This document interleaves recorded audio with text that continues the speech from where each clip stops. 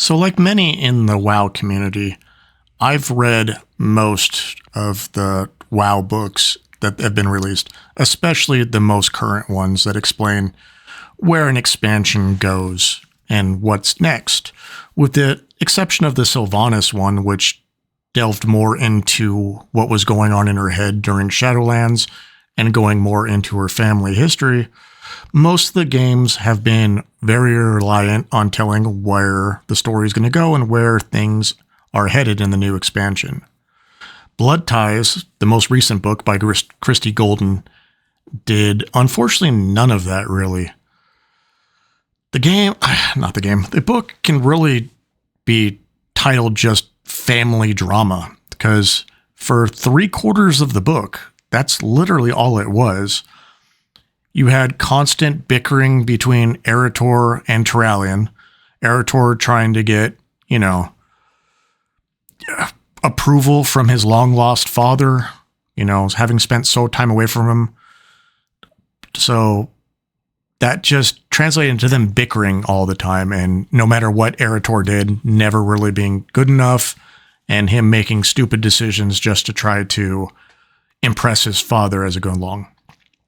And then the rest of the time, it's just Ilaria and Turalyon going back and forth on a pendulum of do they or do they not want to be together? What is this, 1,000-year eternal love really translate to when even after all this time, they've never really completely committed to each other, and that plays a big part of the story in the book.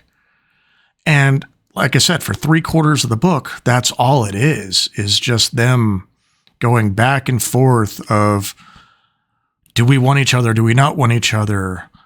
Eretor being desperate for the approval of his parents. Eretor, arguing with his dad, and Turalyon calling out every mistake that he makes. And, nothing's good enough. You're not a true paladin, yada, yada, yada, until you do it my way. The light and the dark gets talked about maybe 4 or 5 sentences in the entire book, pretty much. And then about halfway through the book, the big bad of the book is revealed. It's this super demon. It's the one who's the mastermind of everything that the Legion did.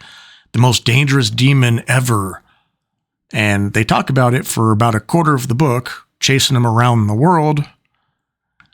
There are a couple twists and turns you don't really see coming. But by the end of the book, the demon that you were supposed to be scared of this entire time, being the biggest threat demons have posed since, the invasion, turns out to be nothing. He's defeated and becomes a non-threat almost immediately. Nothing really happens of consequence. Few characters, non-important, like kind of side characters and not really main plot characters, end up having bad things done to them. But besides for that, it's just really nothing. It doesn't explain anything moving forward into Midnight. Most of these books, they explain kind of ideas and plot points that'll move into the next expansion, because these books always release right before the next expansion comes out. But this one didn't really do any of that, to be honest. It's just family drama and nothing really that really expands or continues the story that's going to help Midnight in the long run, really. I mean, yeah, there's a little bit of the light and dark and a little bit more explaining of, the Burning Legion's desires and what they were planning during the events of the Burning Crusade, but that's about it. You get a little bit of side story with Leandra and, the Elves of Suramar, but besides for that, it doesn't really go anywhere. And I don't really see how this book helps moving the story along for Midnight whatsoever. It's just it's a book because Blizzard needed money, and Christie Golden must have had another book under her contract that they had to write at a certain time and to put out a certain, amount of books to fulfill her contract. That's basically what this book felt like. It felt like filler. It didn't feel substantial or consequential at all. I mean, I'd love to hear what other people who have actually read the book, how they felt about it, but out of all the other books that have come out recently that I showed in the beginning of the video, all of those books are far superior to this one. They all expanded the story. They all gave motivations of the characters involved. They both gave an idea of plots that are going to be expanded upon or have to be settled in the next expansion.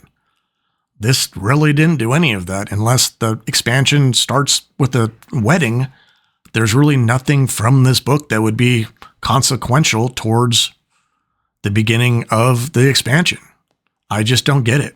But let me know what your guys' thoughts are, if anyone who actually read the books, or, where this book in the last 5 or 6 books, where this one ranks to you in the series that we've gotten, in the most recent expansions.